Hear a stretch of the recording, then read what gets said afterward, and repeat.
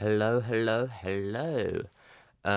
So I have finally got my headphones paired. I have got my notes right here, and we can actually start now. So that's good. Nothing in the chat. Okay. I'll load up the first article that we're covering today. So, of course, I put in the title of this video about Sony announcing their new handheld Project Q. So I'll open up the article here about that. So let me get rid of that. So Sony's new Project Q. So this was announced this week, and alongside another product. In fact, we're covering that a bit later on. But yeah, this is meant to be a handheld device, which was announced at this event. And effectively, it's just a big display with a DualSense controller. It's kind of a big display in the middle of a DualSense controller. So this is meant to be a handheld device that works with your PS5 using Remote Play. So if you've ever used Remote Play before, it's effectively a way that you can play using another device on your PS5. So you have to be connected to your local network for this device to work. And of course, this isn't the first handheld made by PlayStation or Sony. Of course, there's been the PSP, and of course, in the more recent past, there was the PlayStation Vita, which of course didn't see massive success. However, of course, it had its market, and there were people out there who quite liked the PS Vita. So, for those out there who kind of miss the PS Vita or the PSP, this might not actually be the device for you, given that it actually requires the PS5 to be able to actually work. So if you wanted a dedicated handheld which you could play anywhere with, then this clearly isn't the handheld for you, because yeah, you have to be connected to a PS5 at all times for this thing to work, and I think it will have quite a niche market. Of course, you know, this article compares it to the Wii U tablet. And of course, the Wii U wasn't a smashing success. It was quite a flop, the Wii U. But of course, even the Wii U had its follower base. But of course, I don't think this will be a great success, given the past of different kind of handhelds which relied on a dedicated central console, not really working out historically. So I think long term this probably won't work out. But hey, who knows? The future is unwritten, and who knows, maybe this will become a very popular handheld. Maybe people will start buying them, a lot of them, and maybe, you know, this will just become a very, very popular device. Who knows? But I am quite skeptical. Anyway, guys, if you have any thoughts about this, then please leave them in the chat, because I will, of course, be reading the chat while we do this stream. So, let's get on to the next story. Another PlayStation story, because we're gonna kind of talk about the 2 product launches from PlayStation in a row, just so we can get them out of the way, so we can talk about other subjects. So there's the PlayStation Bluetooth earbuds. So why didn't I link the source? Oh my god. I really should have linked the source. Also, apparently I haven't been recording before now. So, you know, I'll start recording on OBS. But yeah, of course, with live streams, there are always these kind of, you can always make mistakes just like that. In fact, that was a mistake. Sorry, welcome back, guys. Hopefully you could hear me for the last 2 seconds or whatever. But anyway, as I was saying, there are definitely bloopers in live streams, so of course you can't avoid those. But, yeah, sometimes you just forget to do things. Anyway, let's continue on. Let's talk about these Sony Bluetooth earbuds. So, I'll actually pull up the article here, given, apparently, I didn't put it in the notes for some reason. I had a source, and then it just had nothing underneath it. So, let me pull that up right now.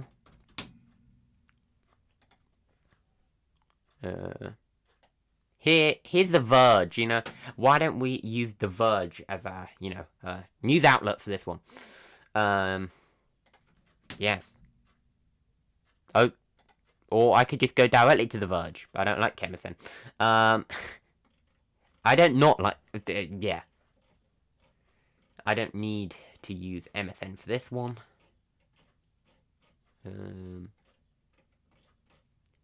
Alright, look, I'll use the MSN link, okay? So yeah. So let's actually discuss these earbuds. So these earbuds have been released by Sony for the PlayStation alongside this new handheld device. And, of course, they're meant to work with this new handheld and, of course, the existing PlayStation 5. So these are some Bluetooth wireless earbuds. So, of course, Sony already make wireless earbuds with the XM4s. The earbud XM4s. In fact, I've actually got a pair of headphones by Sony on right now. But anyway, that's off topic, isn't it? Let's not ramble here. Yeah, so getting back to the topic of the PlayStation earbuds. They are promised to offer lossless audio and low latency. So that's the current lineup from Sony. We currently do not know when these will be released or actually, any real details about them, apart from the fact that they're meant to work with PC, PS5, and this new Project Q thing. And yeah, apart from that, we don't have any details about the release date or the price, just like with the Project Q. And of course, we don't even really know the name. I mean, we don't know the name of the Project Q either, given that Project Q is clearly a placeholder name, given that, you don't usually call something Project something and then just keep the name. Usually there'll be a name afterward. So there's a lot of unknowns with these new products being launched by Sony. So yeah, that's an interesting one. But now we've finally covered the Sony stories. So of course these earbuds and the actual handheld, this new handheld thing, the Project Q. So if you want to if you've actually been watching. If you watched the actual Sony presentation on this, then give your thoughts in the chat, because yeah, I didn't watch it myself. I mean, I've just been reading the news afterwards about it. So yeah. But yeah, do leave your thoughts in the live stream chat. But anyway, moving on to the next story. So, this is to do with a screen recorder app. So, of course, your innocent screen recorder app, or maybe not innocent, depending on the app. But yeah, this is a story to do with an Android screen recorder app gone rogue. Yes, so an Android screen recorder app actually tracking users recording their audio. So this iRecorder app went rogue a year ago. Oh great, loads of ads. So basically it was on the Play Store for like a year, and then suddenly they rolled out an update which actually added malware to the app, and basically once that happened, it started recording your phone, using your phone mic every I think it was every minute of every 15 minutes. Yeah, right here, every 15 minutes it would record a minute of audio, and then it would send it off to remote data servers. So probably the malware producer, the malware distributor. Here's the actual Ars Technica article here. But yeah, so this is clearly an example of where a normal application, an innocent application, went rogue after an update. And the only real moral from this tale is probably that you should check the app permissions that you give apps on a regular basis, so you don't end up basically giving an app unnecessary permissions, or yeah, basically just so you don't end up with an app which might go rogue, having too many permissions on your phone. So of course you should regularly check whether all the apps on your phone are safe. And for companies like Google, I think Google should actually, do better malware scanning of applications coming onto the Play Store. Now, of course, if you use a third-party app store, you won't be able to use those protections. However, hopefully, you just exercise some common sense when it comes to what apps you're downloading, and just keep on top of the apps which are more unknown which you use. But yeah, this is quite a hard one to mitigate, apart from maybe just staying away from apps which you're not totally sure about, although of course that is quite hard on new and up-and-coming developers who might not have as many downloads in the Play Store as the big developers. But of course, you do have to exercise some sort of caution when it comes to apps you download. I mean, yeah, I've downloaded a lot of apps in the past, and yeah, you ought to be careful, guys, with what apps you're downloading. Yeah, but apart from that, and just checking your app permissions regularly, and making sure you don't have unneeded apps installed, which could become vectors for malware. Yeah, that's pretty much it, isn't it? Yeah, so let's get on to the next story, guys. Yeah. I'll just check the chat quickly. Have anybody said anything? Okay, somebody said, be back later. Okay, so I'll see you later. Yeah. Yeah, let's just, let's cover the next story. We're on to the open source app releases. So I've got one release that I wanted to cover this week.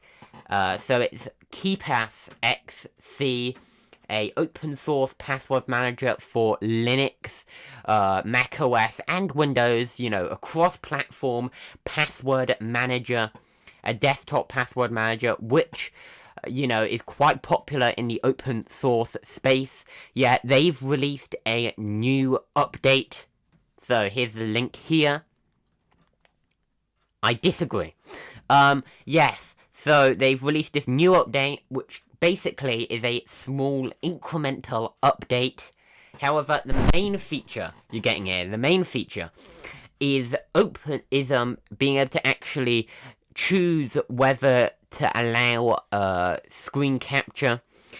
So whether you can actually capture screenshots for a whether you should allow screenshots to be captured in the application. So right now, it just blocks all screenshots from being taken of the app. However, with this new update, you will be able to allow screenshots for a temporary period of time. However, right now, this feature is only on it's only on Mac OS and Windows, so sorry to all you BSD and Linux users. I don't know why I included BSD first. Linux users mainly, but of course there's BSD users as well that would also use this application. But yeah, so basically, if you want to take screenshots of this app, if you're a Linux or BSD user, sadly, right now, that is not an option. However, for you Windows and Mac users out there, like me, and right now, then yeah, you can actually take a screenshot of the of stuff within the Keepass app, and you will actually be able to do this now, whereas previously there was no way of actually doing this. Now, of course, from a security standpoint, if you're allowing anybody to take a screenshot of your passwords, that wouldn't be secure. So, of course, you should be very careful with this feature. Make sure you don't end up screen sharing your passwords on Discord or something like that. Or letting random apps, screen share and take screenshots. And if you let that happen, then maybe your passwords could be compromised. So I would be very careful with this one. But yeah, it is a cool feature for people who know what they're doing. Now, the only other real features of this release are an improved layout for HTML export, and also now apparently TOPT, apparently now the max TOPT step is now 24 hours. I don't exactly know what that will actually do, of course this release also adds some actual improvements to the look and feel, to the look of the Keepass logo and icons. So if if you didn't like the look of the Keepass logo, or the Keepass XC logo, then you'll probably still not like it, but you might like it a bit more if you're currently a fan of the logo. But yeah, so this is quite a small release, not really that many new features, although there's a few in here, and of course, as always, you can download, you can download Keepass, this new release of Keepass XC on Linux, on, via an app image or Flatpak, or from your repos on your specific distro.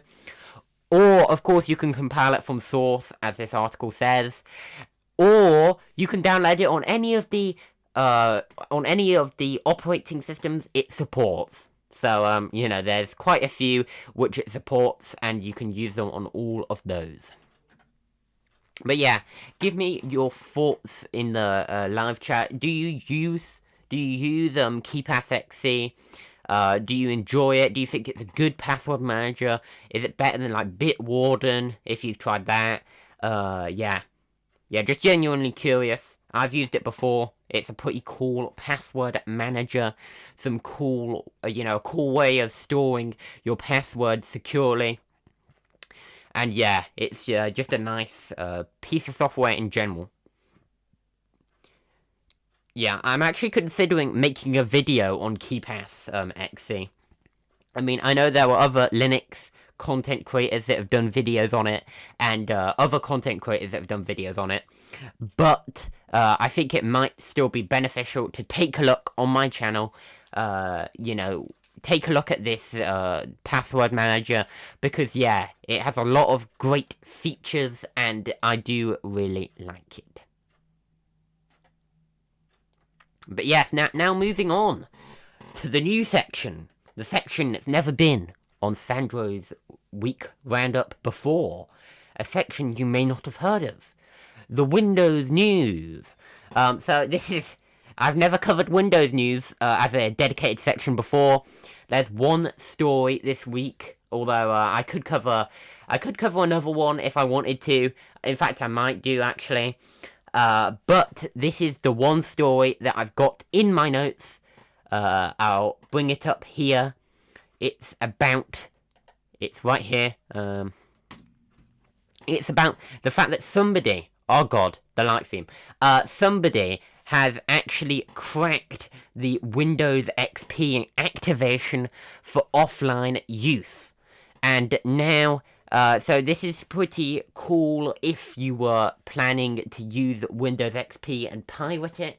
However, of course, as you all know, I do not like piracy. I think that it's wrong to pirate things, and of course you shouldn't pirate things because you don't want to be breaking the law. However, this application does exist, so it appears that this app was actually originally made as a kind of torrent download, and of course nobody really downloaded it for a bit, but now apparently somebody on Reddit has actually publicized this application to generate Windows XP activation keys, basically crack the activation system.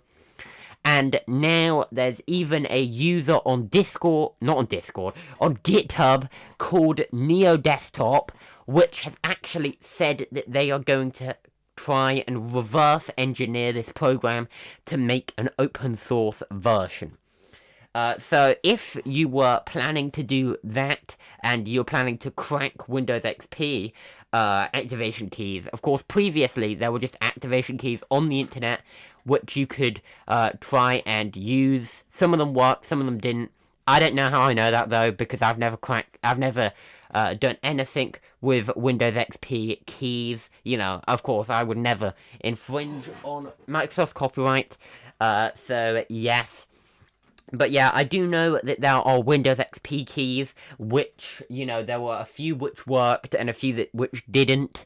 However, now there appears to be a way to crack the Windows XP keys without the activation system, without actually having to guess a million different keys using random online forums and weird websites. So yeah, so for all you out there that apparently want to, you know, pirate Windows XP for some odd reason, apparently now you can with ease.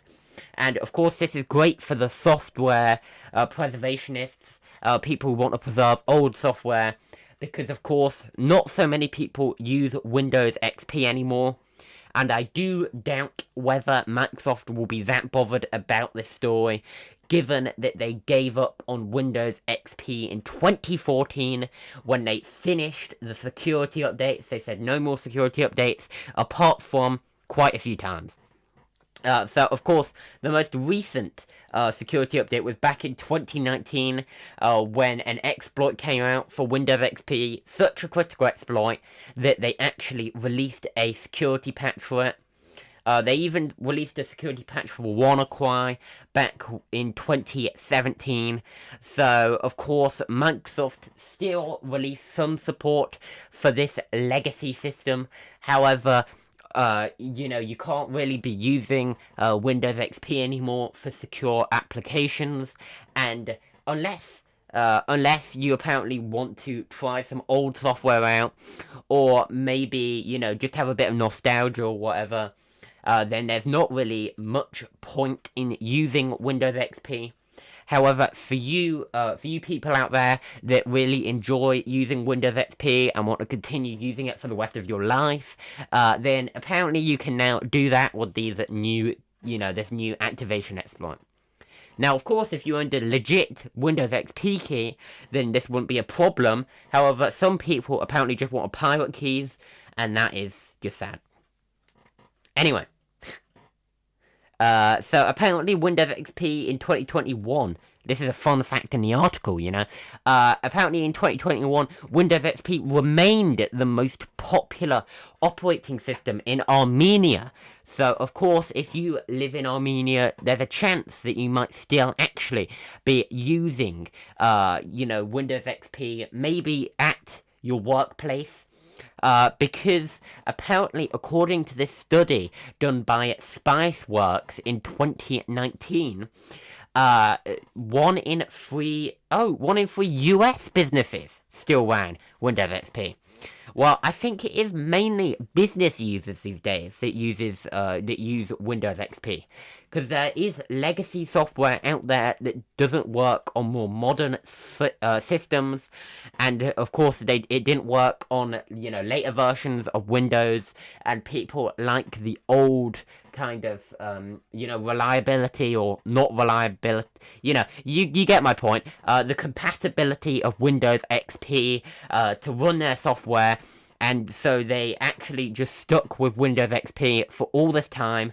And of course, that's a really bad decision from a customer security point of view, from a business security point of view, of not getting your whole entire network hacked. However, if you want to go out there and use Windows XP, then Godspeed to you, because it's not the most safe thing to be doing. But if you're doing it in a VM, then I'm sure it's fine. Or if you just have it, if you don't care about your network security, it's fine. But yeah. Yeah, an interesting story here. It will be interesting to see whether there will actually be a reverse engineered version of this program to generate these Windows XP keys. Oh, actually, I think it's just to bypass activation in general. So if that does come out, that will be kind of interesting to see how that one works. But of course, it's kind of illegal. So yes.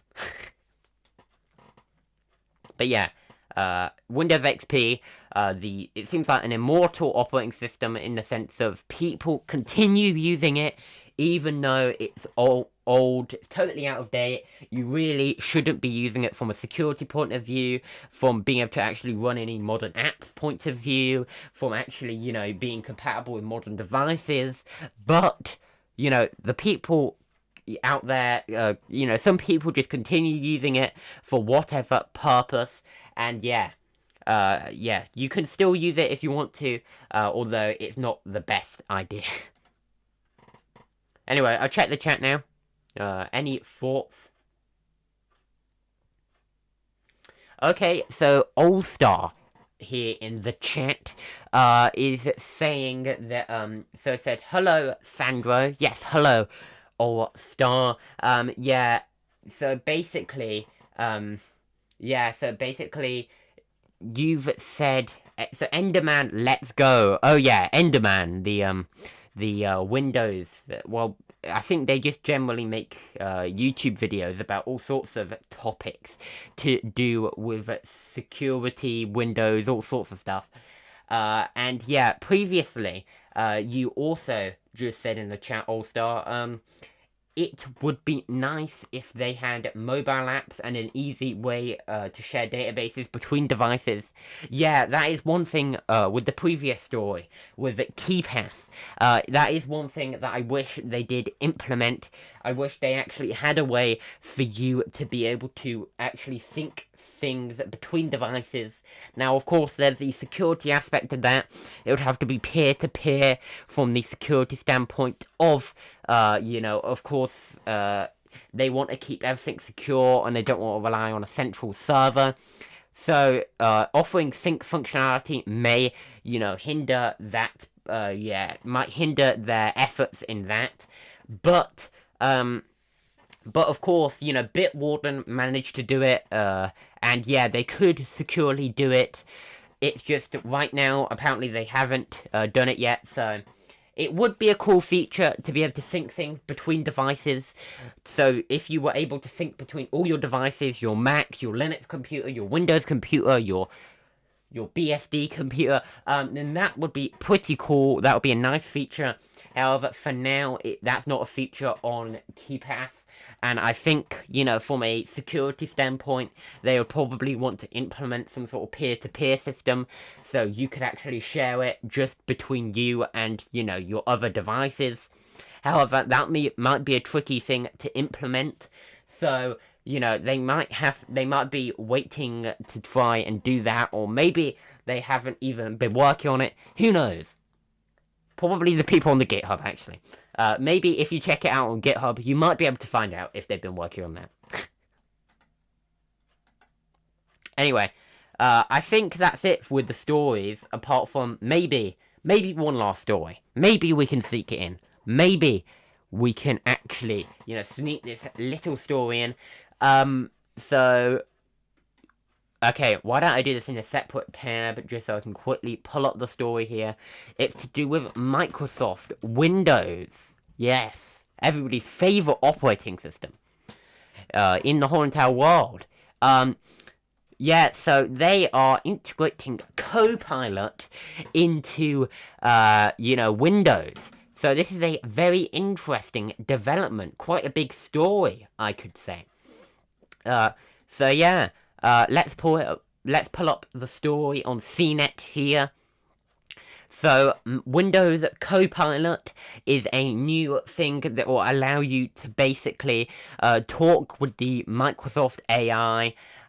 So, of course, they have been a big contributor to the OpenAI project, and this new AI Copilot, this new Windows Copilot, will actually rely on OpenAI to actually, respond to these queries.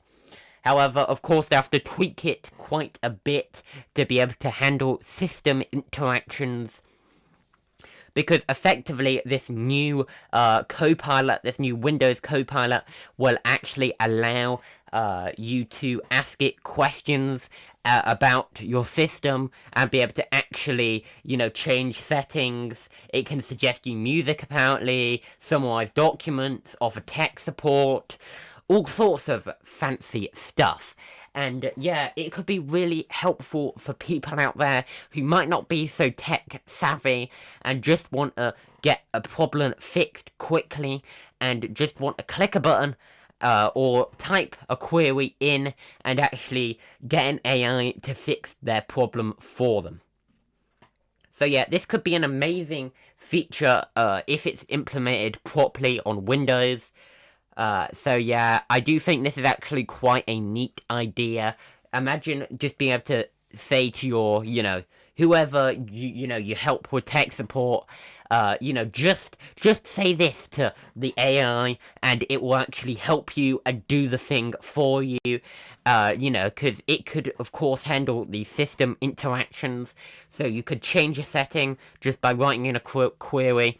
And you would no longer have to open up the settings app to do so many things, Yeah, it would be really cool. And, I think this will definitely be a good feature. I think this will actually be something that will be popular, more popular than Cortana, although that's not saying much.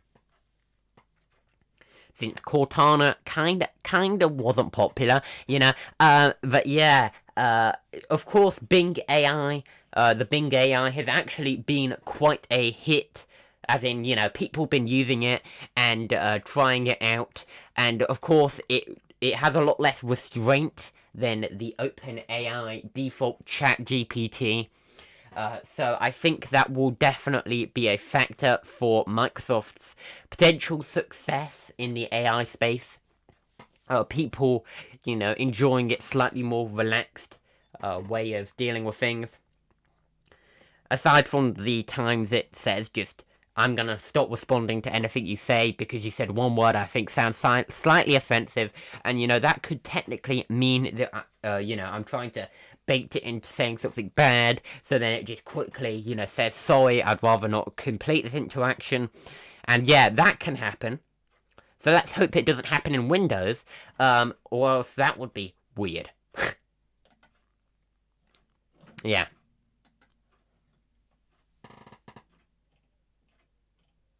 But yeah, I do think it would be nice, to be able to actually, oh god.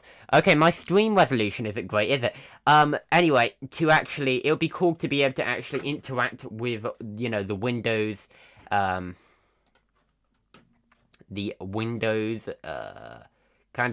we'll be able to, cool to be able to interact with Windows settings in, without actually having to, be able to go, without going into settings app, be able to maybe even do registry edits without the settings app. The registry editor, I mean.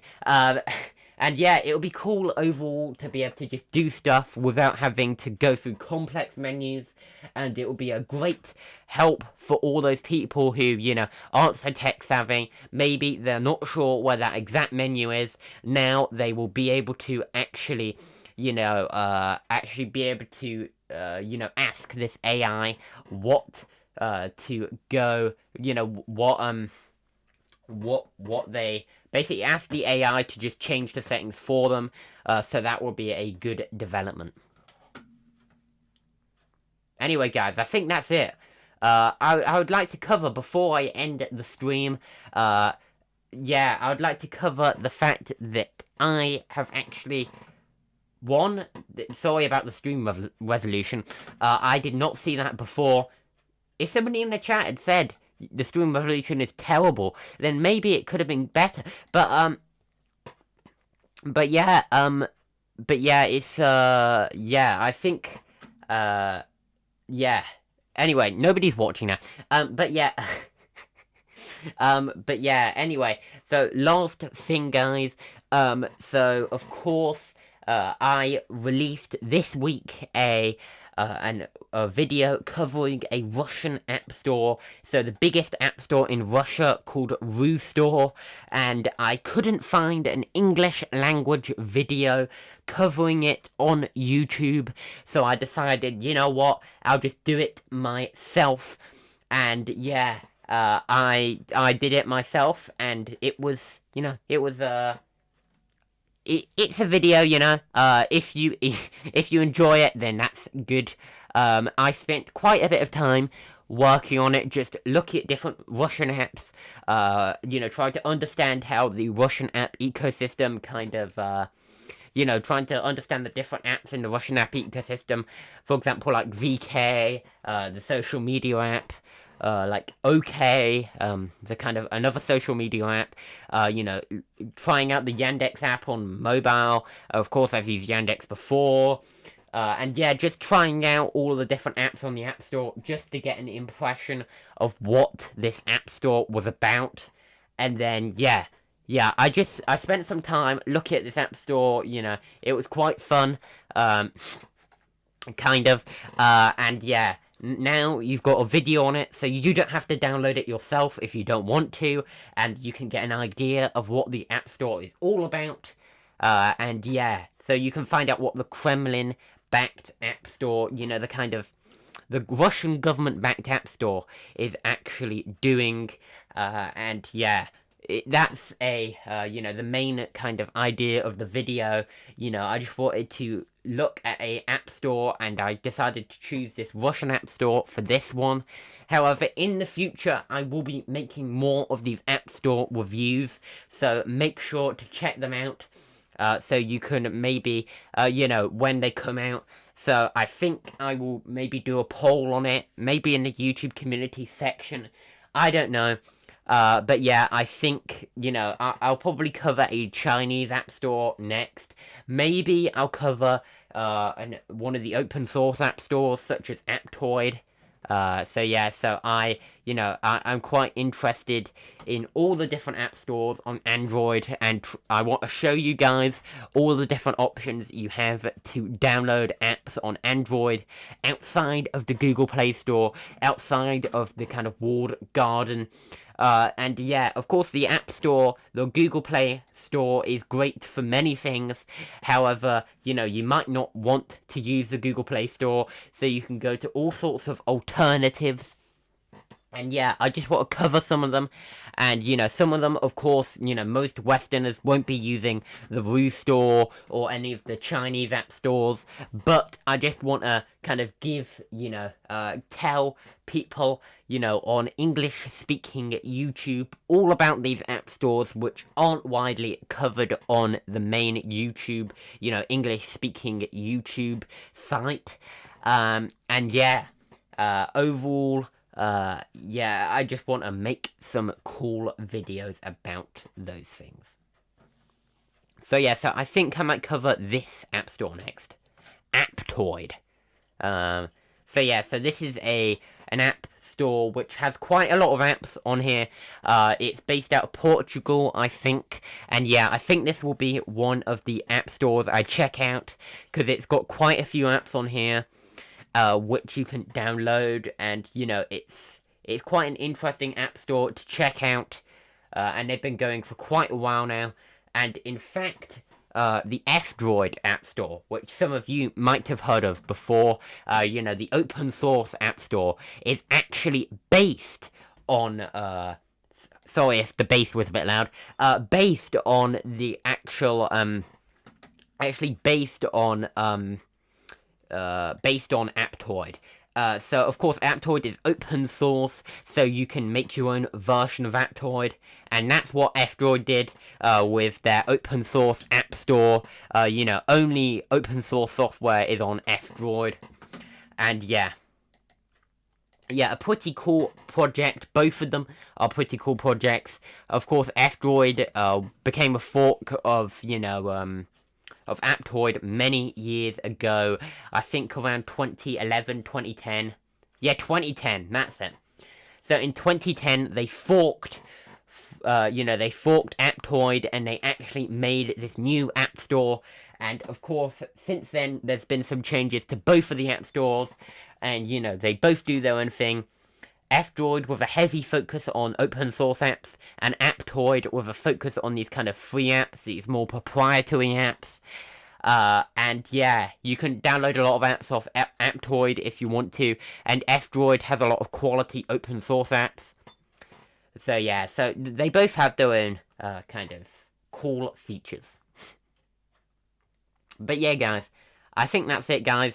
Of course, as always, you can check out SandroLinux.com. I will be updating that with some new blog articles soon, I think. So here it is here. And yeah, of course, I enjoy making this website. I enjoy doing stuff with this website. So just check it out if you haven't already. If you want to get some updates on the channel, you want to keep up to date, you can subscribe to my RSS feed. Let me try and get to it here. Here it is. You can subscribe to sandrolinux.com/rss.xml.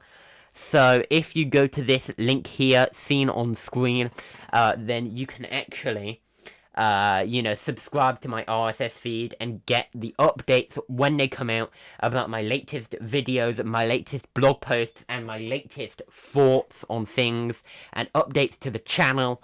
So this is really a key hub for, information on the channel, and just to see what's going on with, stuff that I'm doing. So yeah, I'll be updating this RSS feed with the Roof Store video and this live stream link. So make sure to check that out a bit later. Yeah, RSS is pretty cool. I use it to stay up to date with news quite regularly, I enjoy RSS feeds just for the simplicity. You can put all of the news sources you like in the RSS feed, reader, and you can just get the news straight, without any sort of algorithm or filters or anything. So yeah, that's quite nice. If you don't want a big tech platform like Google, kind of looking at what articles you're looking at, and kind of trying to determine what articles you'll be shown. If you're not into that, of course there are advantages to being able to kind of see the articles that you might be interested in. But if you're not into that, then RSS is a great alternative. And of course, you can set up your own RSS feed very easily. And of course, I have an RSS feed right here, which you can subscribe to. I've had an RSS feed for quite a while now, so you can check it out. But yeah, anyway, guys, I think I'm gonna kill my voice if I continue on any longer. I'll check the chat just in case anybody said anything interesting, and just see what's going on.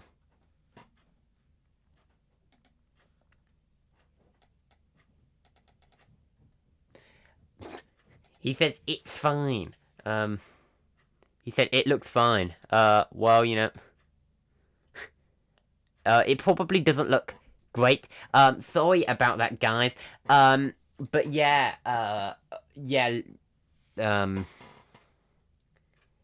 so, at least on my end, it doesn't look great.